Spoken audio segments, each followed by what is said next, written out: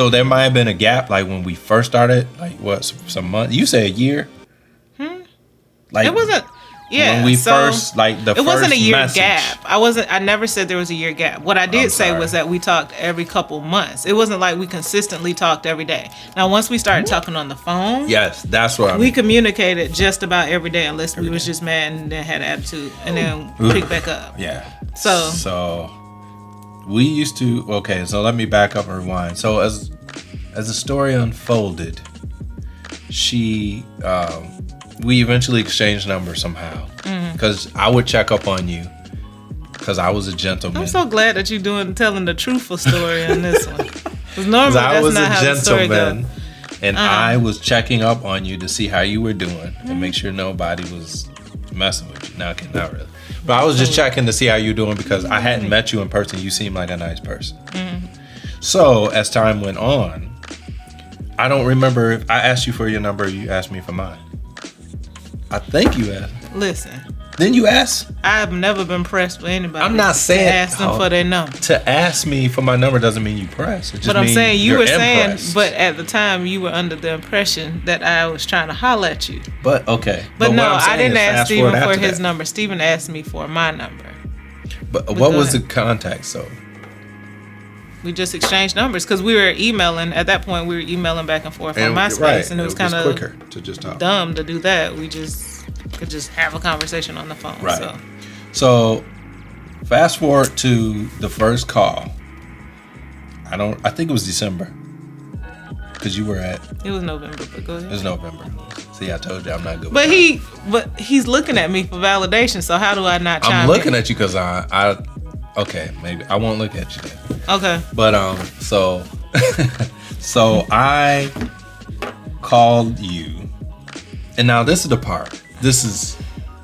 I'm not trying to be funny, but you know how when you look at somebody's picture and you see them online, and you have this idea about what they're gonna sound like, not necessarily your vocal tone, but just her speech, like the way she spoke. She's from the South. You're from the South. I'm talking like you're not here. You telling me I'm from the South like I don't know. Right, I'm telling them. She's from the South. So me not really thinking about that, I hit her up. The phone rings.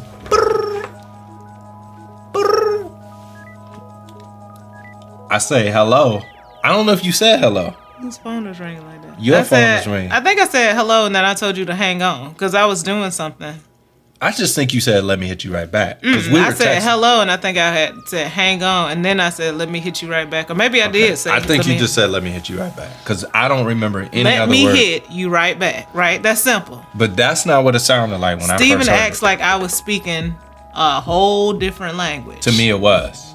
Because she said, the phone rang, she said, let me hit you right back. And I was like, whoa, how'd I say it? Different. Oh, repeat that back. Let me hit you right back. And I was like, whoa. And I just wasn't expecting that. It wasn't bad. I didn't think you just thought I was gonna be like, hey, hi. No, I didn't know. I just didn't expect that. Like, I didn't expect you to have like a that southern. That sounds like a Muppet. But anyways, go ahead. Right. So I really didn't expect that. It wasn't bad, but I was. He clowned me for years about just a couple months. No, it wasn't years. You clowned me about that for years about how country I was on the phone. It was different. And I am country. I admit it. I'm country, but I'm not country to the point where like a person couldn't understand what I'm saying when I'm speaking to them. Now, when I'm comfortable, we all sometimes, within the workplace have to code switch a little bit. So I'll switch it up real fast. But outside of that, like when I'm comfortable, I might be a little bit more loose, but I wasn't like to the point. Well, get comfortable then. You. No, but seriously, I will say this. Try me on there this. was a name that you said. I did. Now, this is the honest to God truth. This is not joking. This is like for real. She said the name.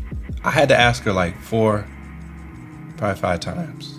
what she was saying, because I literally did not understand what you were saying. During our conversation, Stephen and I were talking, and I was talking about a specific person, and I said this person's name. Yes. And for some reason, he acted as though he did not know what I was saying when I kept saying this person's name. I could tell you the reason. So I repeated it like 20 times, and he still acted like he did not know what I was saying. And it was very clear and very plain what I was saying. To you it was. But I really honestly didn't know. It took me a while. I had to adapt, is basically what I'm saying. Okay. It's not a bad thing. It's just I didn't know. So that just tells you how different we were. And now the fact that we're together is really amazing, because we came from literally two different worlds almost. We did. Two different ways of thinking, two different ways of living, even down to the way we spoke and we speak. Yeah. So the Lord blessed him for me to be able to come into his life and really just help shape and mold him, because it was a little touch and go in the beginning, okay? It was a little rough. All right. God is able. That's all I got to say. If you guys are in a situation where you meet a person and you think they have potential. This is the closing remarks. Absolutely. No, his story was pretty on track this time. In the past, he's told the story and it's been way 2020. Way I off. still can't get no shot. So, but yeah, so that's basically how we met. I was going to a school in Georgia, HBCU, and it's Albany State University. Shout out! And I ended up getting an assistantship for graduate school in Macomb, Illinois. So Macomb is like 0.1% black. No, because that means 10%. It's not 10% black. 0.001%. Basically, it's not a lot of black people. Yeah, it's not a lot of black people. It's like a handful. So I was trying to figure out what that black experience was like. So then I did do a search on MySpace, and not a lot.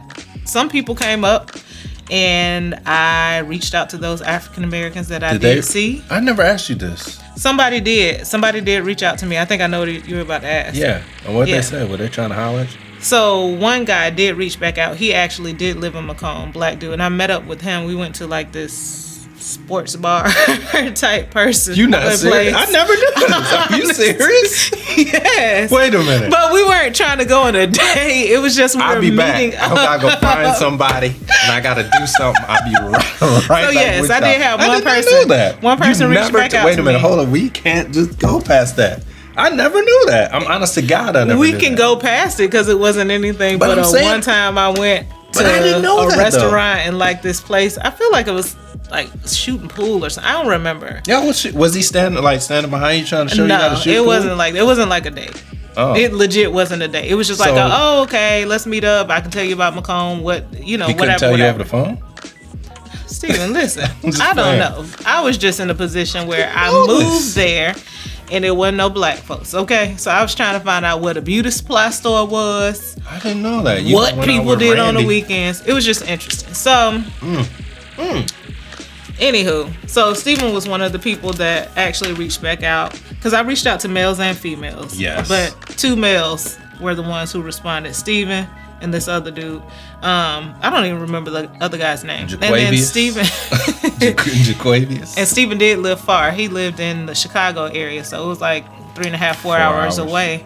But throughout the course of me being there in Macomb, Stephen would reach out. I'd say we met in December of 2007, and throughout 2008, Stephen would hit me up like every month and a half, 2 months, and just say, "Hey, how's it going? When you how's said your we experience?" met, you mean we first talked? We first interacted, yeah, not met in person, but we first had our first interaction where he was like, "Okay, I'm not from Macomb, but I hope that everything goes well for you."